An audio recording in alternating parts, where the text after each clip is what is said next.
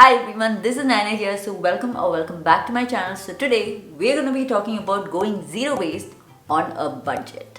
Again, none of these pointers are in any particular order. I've just written it down and then just repeating it as it comes to me. So I'm not keeping any order of any sort. So don't be confused.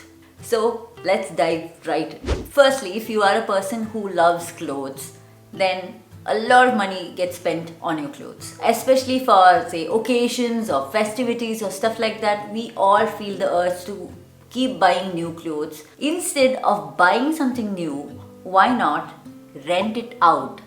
Renting is way cheaper for you, meaning you never need to get bored of wearing the same thing over and over again either. Or even better, you can borrow clothes from your friends or family, anybody who fits your size. You get to try out their wardrobe and exchange your clothes with each other, which is even better.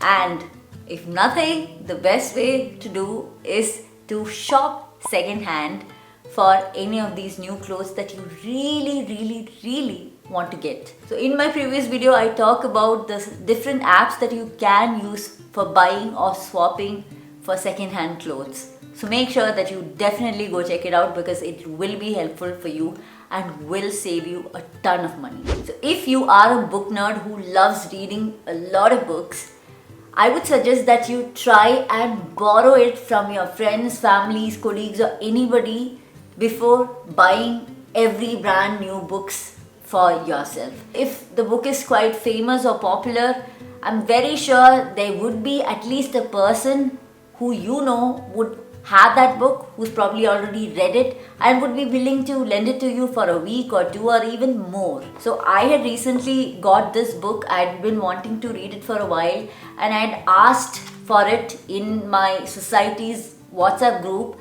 and I had 4 to 5 people offer to lend it to me, and these were strangers to me. They didn't even know me. There is this mutual trust because we know we live in the same society. Somebody will have that book. So that will help you save a ton of money that you would otherwise spend on buying a new book which you'll read once and then it'll stay in your bookshelf for a very long time without ever being taken from there again. So this is a great option. I'm telling you, you can easily do it too.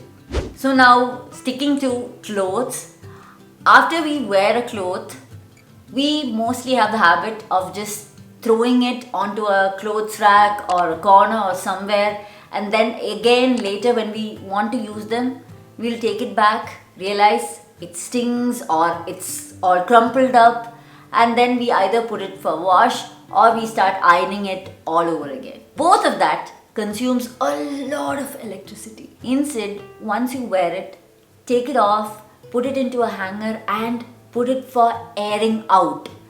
Just air it out for a day and then keep it in. You do not need to wash after every single wear.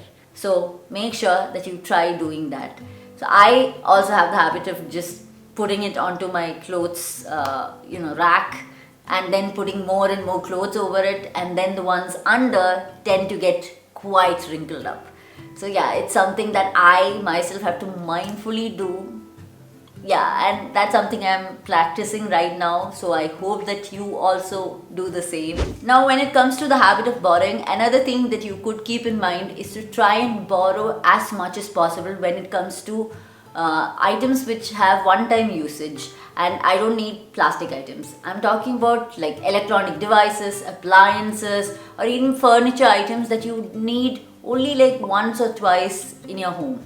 It could be just a drilling machine for hanging a few pictures in your house, or like a step ladder that you need for just hanging a few curtains, and stuff like that you only need like once or twice. So these are things that you could always borrow from somebody in your neighborhood who might already have it. If nothing, you could always rent it because that's much more cheaper than buying it. Always try and do that because it will save you space and money in the long run.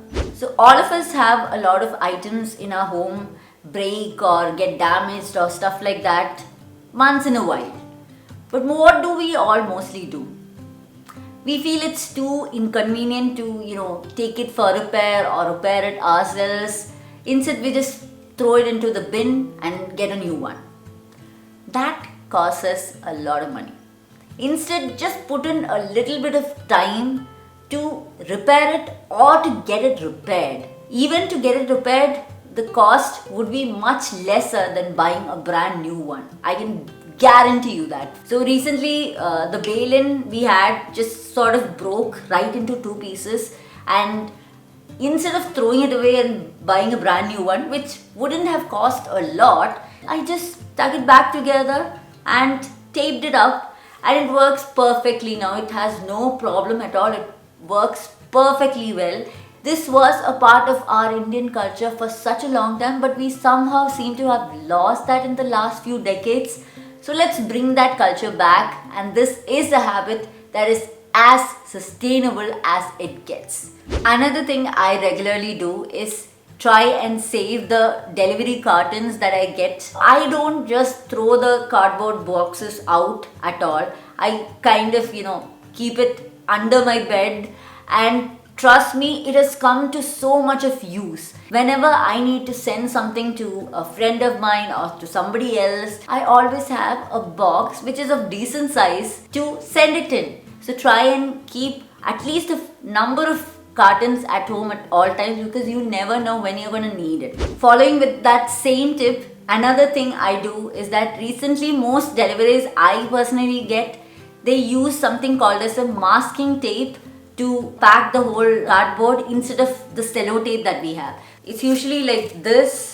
These are the masking tapes that you usually get. I basically take it from the package, and I have been putting it in like a roll. This is the roll that I have formed over the year or so. Anytime I have any deliveries, any kind of needs for tapes, I use these.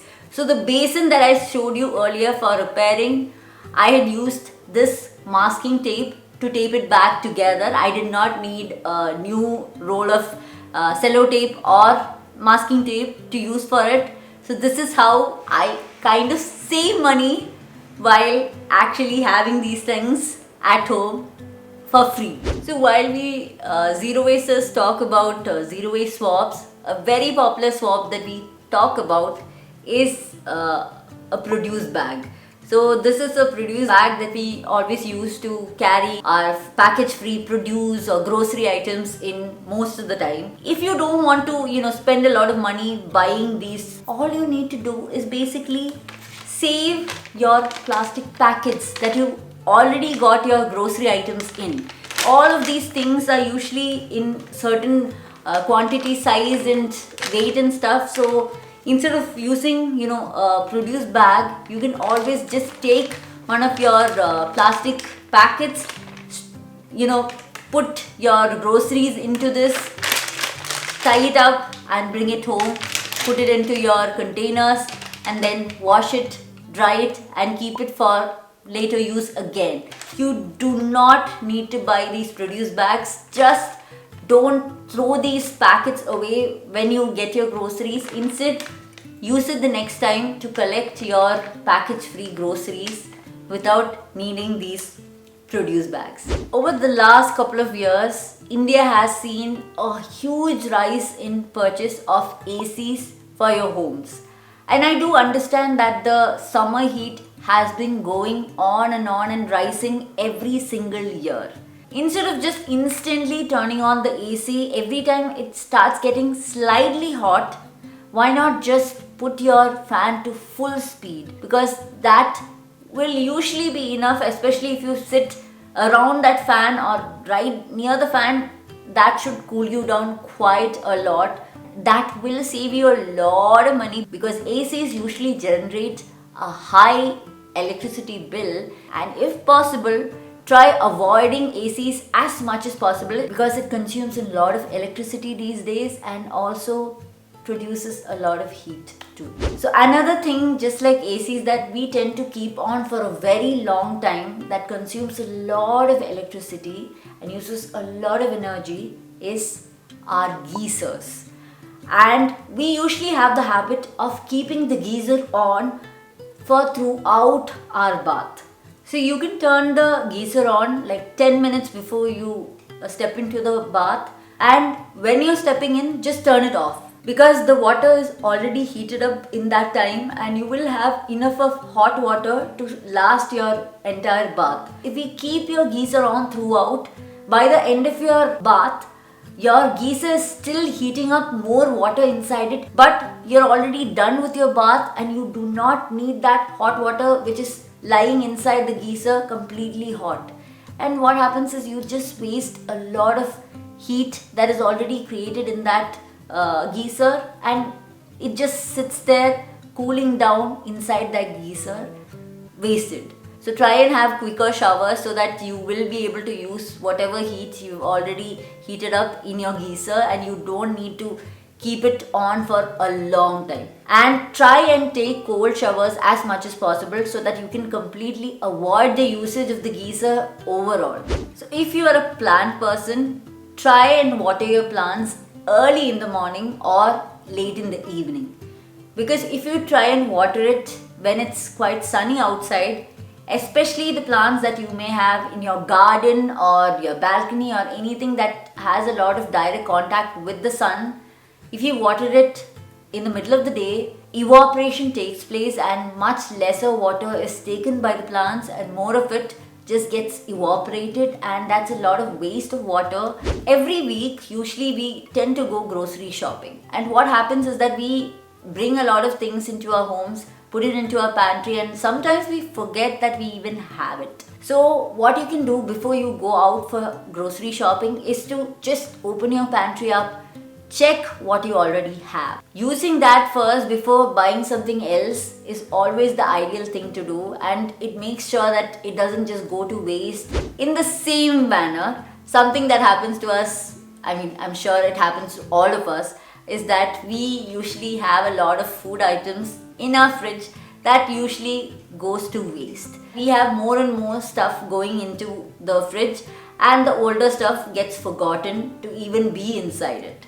So the best thing to do for that is to try and keep the new products to the back of the fridge while the older products or the older food items are in the front, so that we always use that first before we get to the newer ones. So this will make sure that we eat properly and we don't waste the food items that goes into the fridge. So this is something that Suraj keeps blaming me for, and yeah, I'm saying I'm guilty of that too, quite often, more often than I would like to admit. So this is something that I think works wonderfully, and it's something which you just need to be a little mindful about when you're putting something new into your fridge, but it works great and you don't forget the stuff that you already have in your fridge. And another thing to do with your fridge is to try and keep it closed as much as possible. Even say when you're putting in new food items, multiple food items into your fridge, instead of keeping the fridge open till you put each one of your food containers into the fridge, it's much better to close it, open it every time you need to put something in, because the more it remains open, the more electricity and energy it requires to keep itself chilled. Even if you open it more and more times, it's still better than keeping the refrigerator open for like 2 minutes entirely. Don't keep it open for a long time because it is a waste of electricity. So I'm sure all of us have already complained several times about our phones, our computers, everything becoming so super slow. We hardly ever declutter these digital devices at all. And we have so many things that is lying around inside these devices, like wasteful stuff that could be thrown away or deleted easily, but we forget to do that, which adds on as a clutter inside these devices and slows them down. So the next time you feel like your phone is becoming super slow, there are apps available now for deleting unnecessary items that have never been opened or used at all for several months or weeks or so. Apps that you have, see if you are not using any of them, just delete it. You have multiple copies of the same files or photos or so, just delete the unnecessary copies. Our devices will pick up on its speed. So those were all the tips I have for you, and I'm sure that it would be helpful for you if you at least follow a few of these. These are ones that I either have been following for a while or I'm trying to follow right now. So if you have any more additional tips for living a budget friendly life, please make sure that you comment below and let me know, because I will be making more such videos. If I do find any of your tips useful, I will include it in my list and happily give you credit for the same as well. So go check out this video over here if you want to learn 7 ways in which you can live a zero waste life for free. And also go check out this video to find out which are the zero waste items that I do not buy anymore. So I hope you find those videos useful. So I will see you in the next video. So until then, bye bye.